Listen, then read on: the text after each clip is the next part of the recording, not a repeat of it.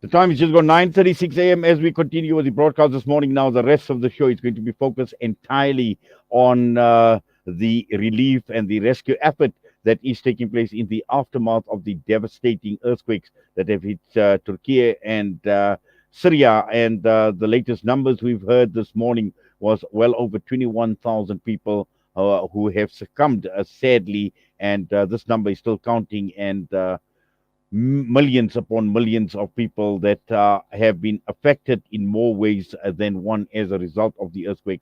Now, once again, the response from South Africa has been phenomenal in responding to this disaster, and this is what we are going to be doing over the next half an hour: is talk to various organizations who have responded to the rescue and relief effort, and someone who made his way very, very quickly to that part of the world has been none other than Azhar Badi, an ex-colleague and also the director of the Salam Foundation.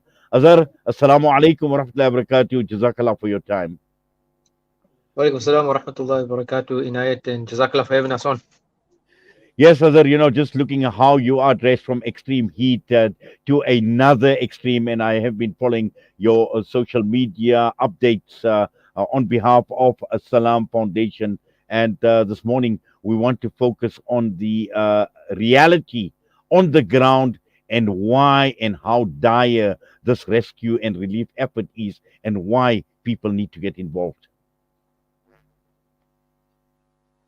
I think the basic thing, Uncle Inayat, is the scale of what has taken place. The devastation is unprecedented.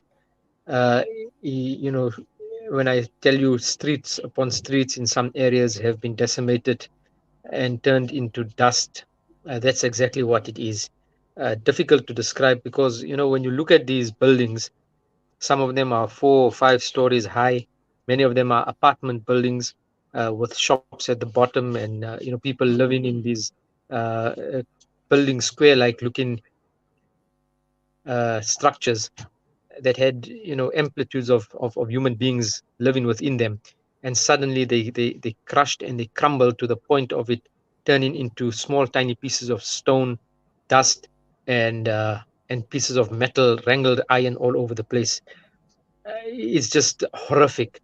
I've been to many a war zone. I've seen some of the bombings that have taken place in various parts of the world, but this just trumps it all in terms of destruction. It is on a scale that is beyond just the normal person's understanding, or if you haven't seen it for yourself, it's very, very difficult to comprehend. And the loss of life is just tragic. The numbers, as you said, around over 21,000, and that's probably going to go up again sometime today. But I expect that it will be much, much higher. And the way I'm seeing it is that you'll only be able to actually tell how many people have died when you begin to count the missing persons after few days have now passed, again probably a week's time, and then you'll say that these are the numbers of people that have gone missing, and that will be added to the total of those that have been found dead, because there are many, many, many people buried under the ground still. In fact, yesterday when we visited some of these sites, you could even smell the decomposition that is beginning to emanate from underground. So it is a horrific situation here on the ground, and more so in the Syrian parts as well, because this has been largely ignored by the world. Nobody has really been paying attention to what is happening in northern Syria, with much of the attention and focus being in Turkey.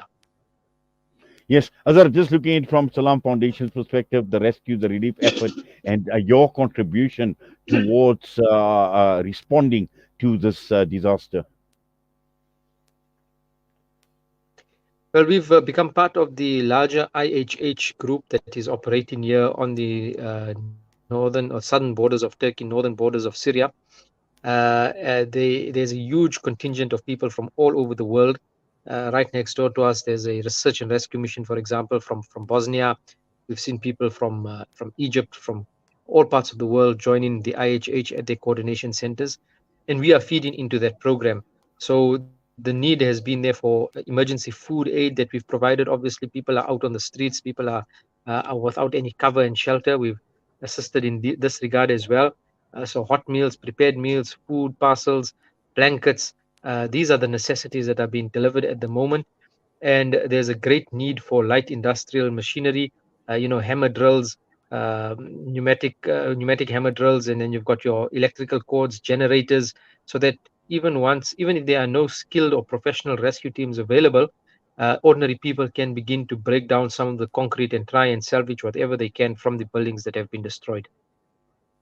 Yes, Azhar, those are the immediate needs, and we know the president of Turkey declared a national state of disaster for 3 months, and it's going to go beyond the 3 months. But right now, it is the immediate needs that are a priority. Absolutely, immediate needs are, food, blankets, security, some kind of shelter, and then the rescue effort requires, like I said, generators, wooden poles to hold up the structures that are shaky, because many buildings may not have fallen, but they completely condemned. Nobody can inhabit them, but they're on the verge of falling, and they could fall on people or other, neighboring buildings, and cause further damage. So to try and prop those up and have them stabilized until the proper machinery can be brought in to bring them down, these are the immediate needs that are required, and it's going to stretch for some time. Rescue teams, again, rescue dogs, sniffer dogs that are required from different countries, specialized animals. There are still people. Just yesterday, in fact, we were just on site, and a person was pulled out alive from one of the areas. So people are still under there, and they could still be alive, but time is running out very quickly to find any of those survivors. And that's the reality on the ground, Inayat. So, if people can get involved, like we always say, Salam Foundation is there. There are many other NGOs that are on the ground, people that from South Africa that are working here, and you could assist any one of them, and you'd be making a huge difference. You'd be happy to change the world for the positive. Well, inshallah, and all the information is on your website, Azhar. Absolutely, on our website, and you can find it on the Salam Foundation Twitter, Instagram, and Facebook page. And there's an upcoming lemonade campaign again. We want kids to get involved, and families to go out there, sell some lemonade, get a stall, sell lemonade on your street corner, to your school friends, at your masjid, wherever you can, to your soccer club or cricket club, and let those little pennies come in. It makes a huge difference, inshallah, and you'll be part of a great campaign to help and assist humanity. Well, inshallah, Jazakallah khairan for that, and Azhar for coming on and providing us with the update. And also at the same time, we appeal to people to dig deep in their pockets, because this is the hour, this is the need, and a dire need. So inshallah, Azhar, Allah accept, Allah keep you safe as well. I know these are extremely cold weather conditions. It's not easy to operate, but Allah make it easy. Allah reward you and everyone else that's involved with Salam Foundation with this very difficult, but at the end of the day, a very rewarding effort as well, inshallah. Jazakallah khairan, Inayat. Assalamu alaikum wa rahmatullahi wa barakatuh. Wa alaikum salam wa rahmatullahi wa barakatuh. Azhar Salam Media, and we're going to continue. Next up, we're going to have the co-chair of Meal SA, Yunus Suleiman, who will be with us.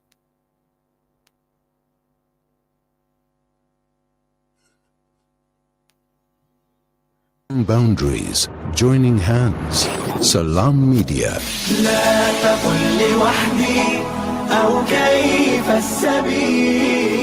Humanity sets the agenda.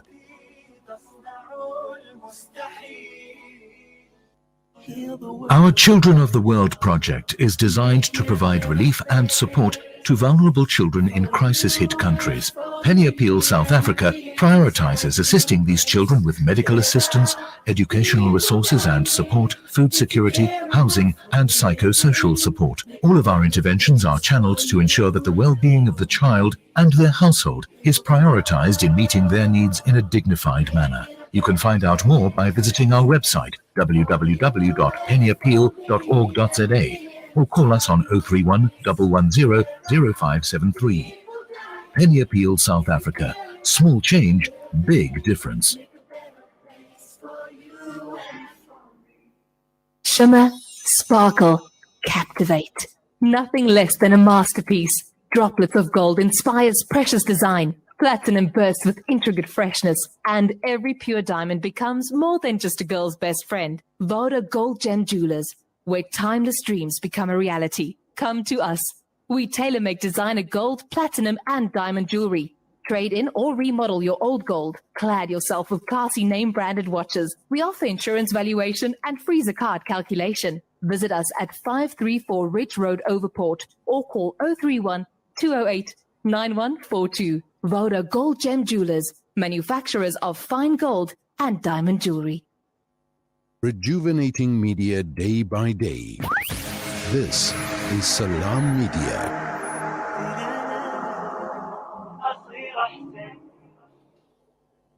Well, we continue taking a look at organizations in South Africa who have been stepping up in assisting the recovery, the relief, I would say, and also assisting towards the rescue mission out in Turkey and Syria as a result of the earthquake. And this assistance is needed in more ways than one, as we have heard from Azerbaijan earlier on, to the extent that even sniffer dogs have actually been brought into Turkey. And this is how the level of devastation that this earthquake has resulted in. And right now we're going across to be joined by co-chair of Meal SA, Yunus Suleiman. Yunus, assalamu alaikum wa rahmatullahi wa barakatuh. Jummah Mubarak to you. Wa alaikum salam and Jummah Mubarak to you, Niyat, and thanks for inviting us. Yes, wonderful you're able to join us now. Yunus, this is clear, looking at organizations like your one, Meal SA, that has now stepped in to assist. And just take us through the involvement, your level of involvement, and what you intend to do in stepping up in assisting Turkey and Syrian earthquake victims. So very quickly, Meal SA started up in the early stages of COVID. And essentially our main focus was distribution of mealie meal. And over the last few years, we distributed over 2 million kilograms of mealie meal to various communities around South Africa. And recently, we've been sort of diverting into something that would be very much around disaster relief. We've done food hampers, but besides that, we've done vitamin packs, and blankets has been a priority as well during the winter season in South Africa. But we also collaborate with other organizations, and in this instance, we felt the need to contribute blankets. And we've started a campaign to raise funds to, let's say, contribute 10,000 blankets to Turkey and Syria. And we're collaborating with the Gift of the Givers. And we're hoping that this weekend we'll be, let's call it, delivering 5,000 blankets as an initial contribution. And really, the community has been fantastic. As we know, South African community has always been generous towards disaster relief. And this is one of the initiatives that Meal SA felt we needed to get involved in. Well, in fact, it's every little bit helps, and it requires the effort of everyone to try and do something. And I quite like the idea that you have been now partnering even with an organization like Gift of the Givers. We know that they have got the context, they've got the logistics in place to carry out these massive projects, and also to get this much needed aid out of the country into Turkey. So that, I suppose, is a big bonus for you, Yunus, and the organization Meal SA. Yeah, absolutely. And it's best to collaborate with other organizations that have the infrastructure, and that's what we have, let's say, focused on. We've also collaborated with other organizations, which has also been helpful. Because at the end of the day, it's no sense duplicating. So what we would call the back office or the infrastructure. And Gift of the Givers is a credible organization that we've worked extensively with in the past. And this is one example of that as well. Well, exactly. And that duplication obviously costs money, and to save all of those costs and rather use up all that money, because we know at this point in time, and from the reports that we have been getting from the updates, this is devastating, and it's not something that it's not an effort that is going to be a short-term solution. In the long term, there's going to be a lot more that is going to be required. So it's going to have to be sustainable going forward. And I'm sure you are thinking along those lines as well, Yunus. No, absolutely. I think the same started off with the COVID distribution that we had. Poverty is not going to be eliminated overnight. So that's another project which will continue indefinitely until, we can reduce the level of poverty. But in this context, I mean, the small contribution of blankets can go a long way in helping the devastation in Turkey and Syria. Yes, just appealing to people to assist Meal SA and what the relief that effort that your organization is conducting. I will give you the opportunity of actually appealing for much needed assistance, but also at the same time, how do they go about it? Who do they contact? And if you could just take us through those details. Yes. So simplistically, we have a website, mealsa.org. So the easiest would be for people to go into the website, mealsa.org, and there's a tab that says contribute. And we are collecting a minimum of 150 Rand per blanket. And as I said earlier, the target is 10,000 blankets, which is about 1.5 million Rands. And that would be the easiest way. I think if they need to contact us, the details of all the members that are involved are in the website as well, including myself. And Amin Minty is my co-chair. And between the two of us, we're literally reaching out to all the people in South Africa to contribute generously so that we can even increase the target of 10,000 higher as we go through this process, which is going to take a long time to recover from. And we really urge everyone out there, it's only 150 Rand per blanket. Please go to our website, mealsa.org. You can either scan the code or you can actually do an EFT or credit cards, whatever you feel comfortable with. That would help to generate more income to provide this relief in the form of blankets to Turkey and Syria. Well, I see your target is 10,000 blankets and at 150 Rand per blanket. And in fact, I'm just looking at the poster that's come up on my screen here. It's Meal SA FNB. The branch code is 250655.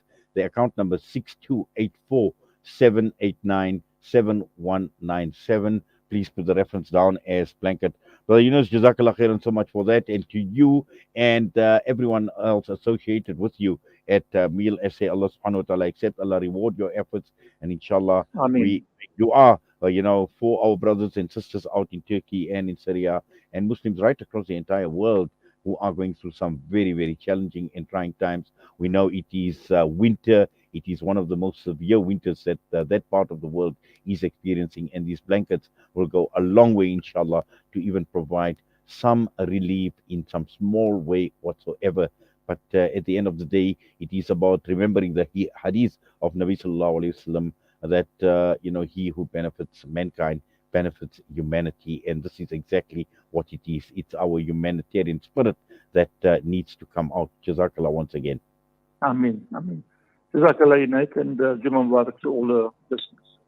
Ameen. Wa alaikum salam wa rahmatullahi wa barakatuh. Yunus Suleiman, co-chair of Meal SA with us this morning. We're going to go for a quick break, and when we come back, we will still continue focusing on South African organizations who have come forward and have been so generous, alhamdulillah, both in terms of effort, the du'as that are being made, but also more importantly, the essential requirements, the critical requirements, what the items of priority. One of them is blankets, food, water. These are very, very critical to avoid a further catastrophe of hunger, of poverty, of disease. All of these come along when a disaster of this nature takes place. So one needs to be watchful of this. And we've got the Ali Hassan relief team. We'll have Maulana Muhammad Amir, who will be joining us immediately after this break. Breaking stereotypes, moving boundaries, joining hands. Salam Media.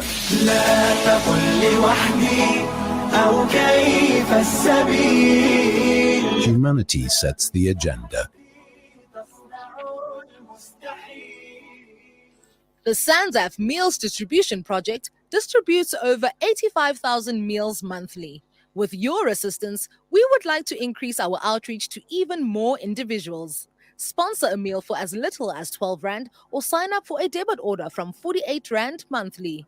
Visit us at sanzaf.org.za or call us on 011 834 6046 for more information. Sanzaf, changing lives through development and relief.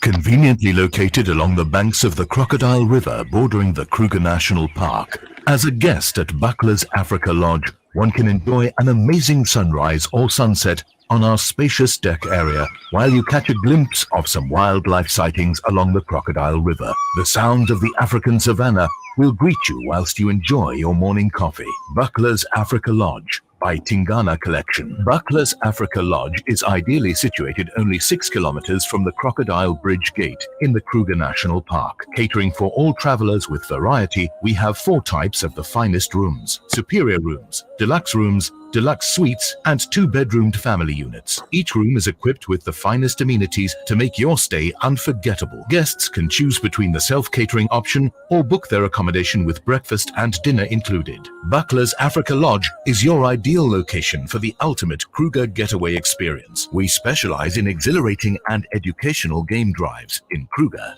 tailor-made to suit your family. Inquire about our various accommodation offerings and other activities. Visit www.tingana.co.za for more information. Buckler's Africa Lodge by Tingana Collection. Experience the pulse of Africa with us.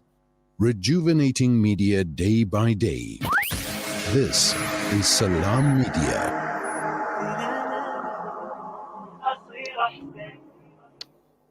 Well, we continue with the tremendous work that South African organizations are doing in stepping up to assist in the Turkey Syria earthquake relief program. And we are now going across to be joined by Al Ihsan Relief. We're joined by Maulana Muhammad Amir. Maulana, Assalamu alaikum wa rahmatullahi wa barakatuh. وعليكم السلام ورحمة الله وبركاته. قد إناية جزاك الله خير for the opportunity.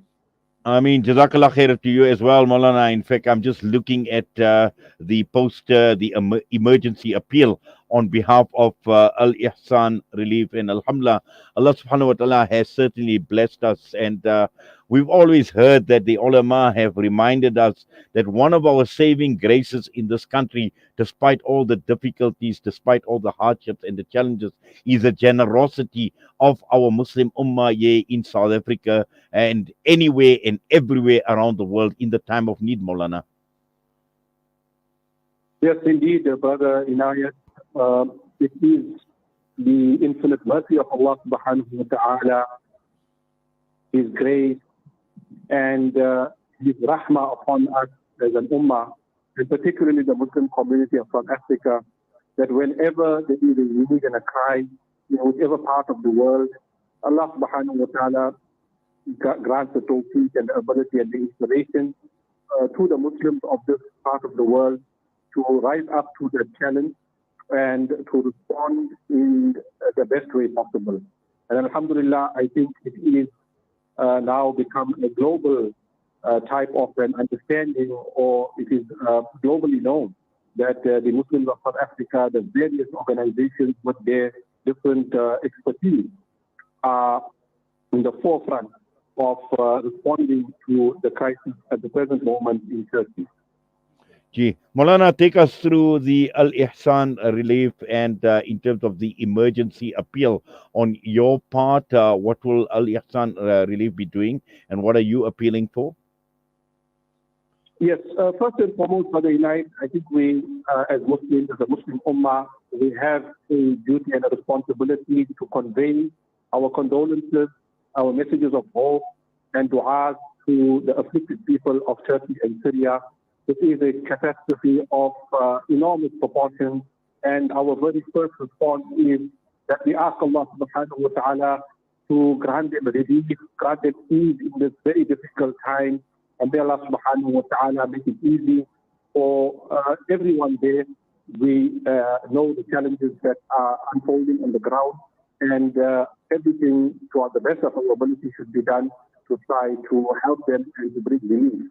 So, alhamdulillah, condolence messages have been sent from the ulama organizations and broadly from the Muslim community to the Turkish embassy and to the Turkish government and to the Turkish people. And this is in keeping with the teachings of the Sunnah of Rasulullah sallam, that we give Muslims encouragement and we give them hope and we give them du'as in their time of difficulty. The second important thing, I think, is that our response, our immediate response should be that we turn to a'mal and action and we perform extra salah. Today is the day of Jumu'ah. Let us perform 2 rakats, 4 rakats, 8 rakats, salatul shukr, salatul tawbah, salatul istikhara, seeking faith from Allah subhanahu wa ta'ala, salatul haja, the salah of relief. All of these salah could be performed combined in 2 rakats or 4 rakats or 8 rakats or however much we can do. And let us spend a little bit more time in the masjid, on our musalla, the ladies at home, and think of the people of Turkey and Syria, reflect upon what has happened and ask Allah subhanahu wa ta'ala to grant them ease and alleviate the difficulties. That would be our first point of immediate response. Yes, as we have mentioned, that there is a that has now been requested on behalf of Pakistan.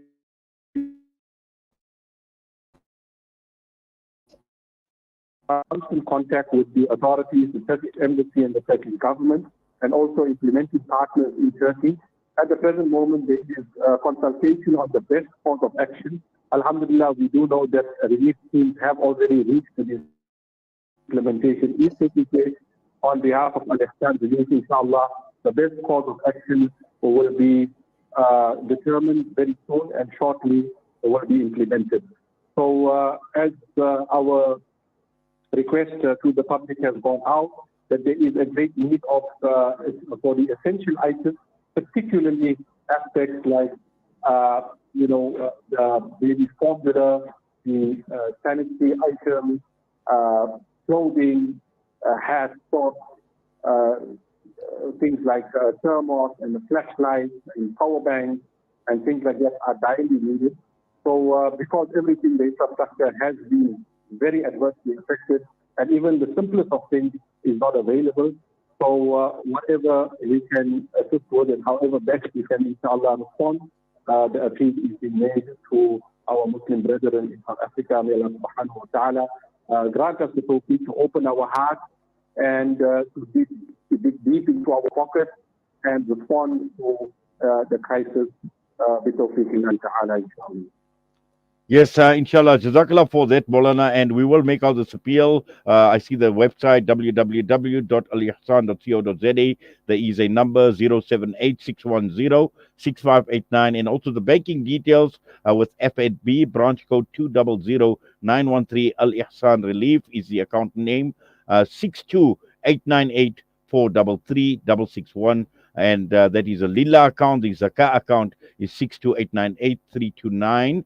The reference, your name, and you can put down Turkey quick. Allah subhanahu wa ta'ala reward. Allah subhanahu wa ta'ala bless all the donors, inshallah. And Maulana, Allah subhanahu wa ta'ala accept you and all the those that I associated with Al-Ihsan Relief, inshallah, for this wonderful work and this noble effort. Jazakallah for your time, Maulana. Assalamu alaikum wa rahmatullahi wa barakatuh.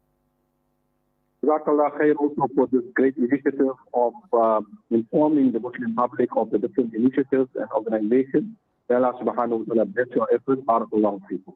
Ameen. Assalamu alaikum wa rahmatullahi wa barakatuh. That was Maulana Muhammad Amir of the Al-Ihsan Relief Team with us. And we're going straight across now to be joined by Yaqub Esak of Islamic Medical Association of South Africa. Yaqub, assalamu alaikum wa rahmatullahi wa barakatuh. Jummah Mubarak to you. Wa alaikum salam wa rahmatullahi wa barakatuh. Jummah Mubarak to you and to all the listeners. Yes, Yaqub, it comes at a very, very difficult time, but looking at Islamic Medical Association of South Africa in the past and also now, once again, at the forefront of the many organizations that have come out in support of assisting the victims of the earthquake in Turkey and Syria. So basically, I'm representing both the Islamic Medical Association and, of course, the actual physical team, and the relief that is being spearheaded is by the Gift of the Givers. So as Islamic Medical Association, we are collecting some funds to transfer onto the Gift of the Givers mission.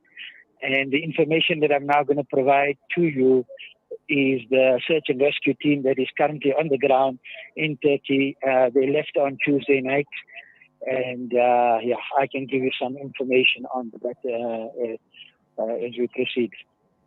Yes, I think that the information is absolutely important because we know what has happened, but also in terms of looking at the latest development and having search and rescue teams on the ground right now. What is the latest, Brother Yaqub?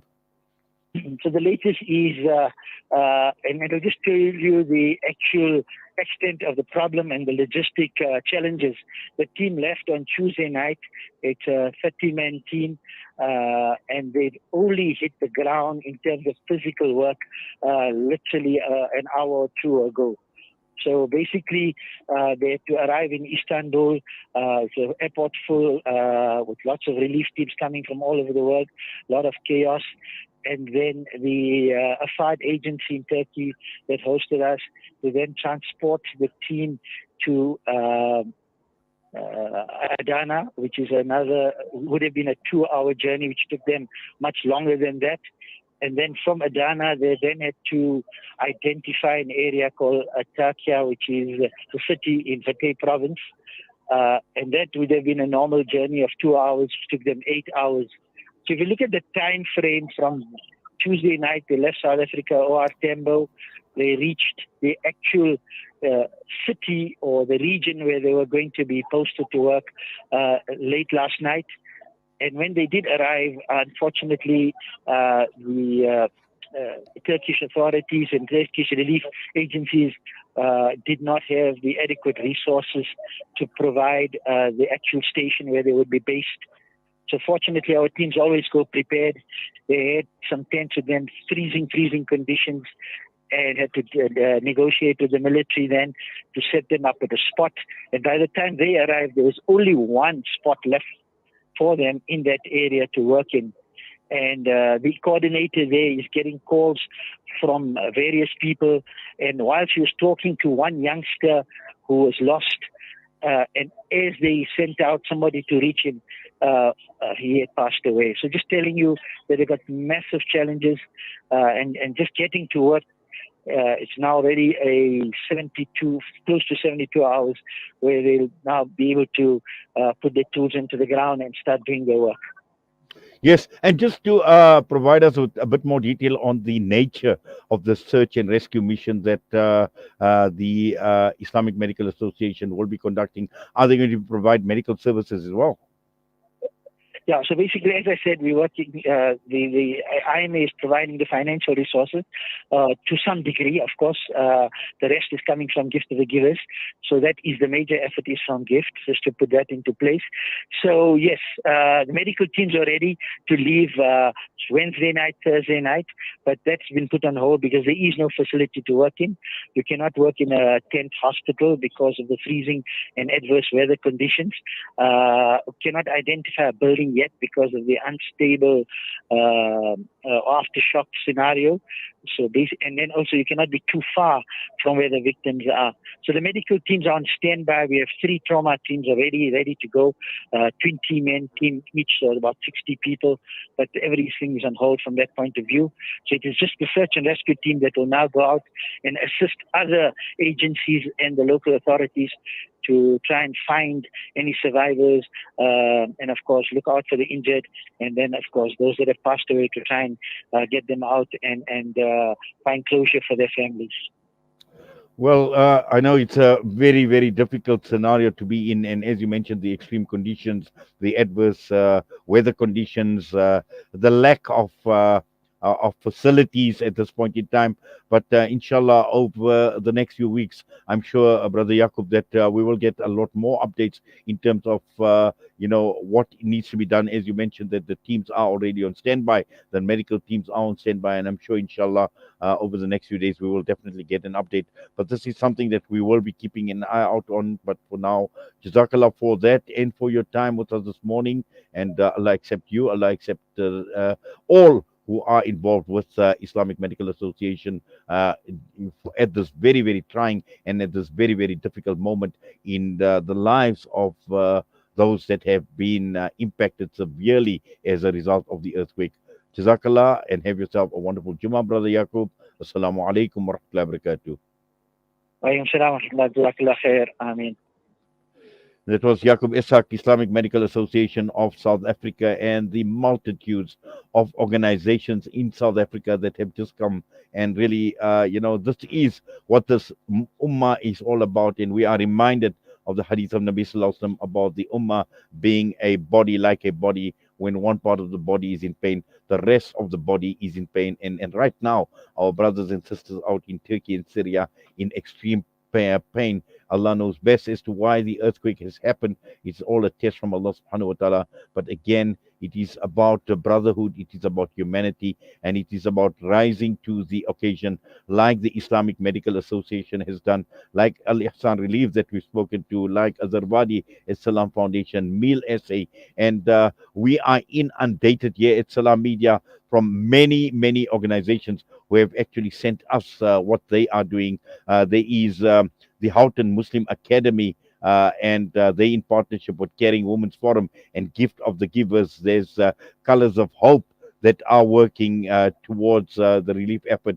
There's the Al Imdad Foundation. Obviously, there is the Africa Muslim Agency. Yesterday, we spoke to Islamic Relief South Africa. We see, and now we've seen the Gift of the Givers partnering with some of the organizations as well. And I mean, to the extent that even cake sales are taking place. So, in whatever way, irrespective of what effort, the size of the effort, how small, at the end of the day, it is going to be every penny that is counting. And for us, also in local communities, we need to make sure that we need to find out who is involved in this relief effort. And as communities, today is a day of Jum'ah, and this is an appeal that needs to go out on this day of Jum'ah as well, and appeal to all the khatibs who will be conducting the Jummah Salah as well, the Imams of the Masajids, to make this appeal to the Muslim Ummah on this day of Jummah in terms of how critical the situation is, but more importantly, to inspire us, to do something and to assist in any way whatever we can. Let us remember, let us continue making dua a weapon of a Muslim, and let us continue making dua, as Maulana Muhammad Amir said, that even if we're going to recite 2 rakat extra salah today, and let us make dua for the victims of the earthquake in Turkey and Syria, and Muslims right across the entire world who are going through some very, very difficult and some challenging times. And with that, I'm going to be signing off. Next up is going to be Juz 19, Sheikh Ahmed Al Ajmi, from myself and the Salam Media team. Assalamu alaikum wa rahmatullahi wa barakatuh.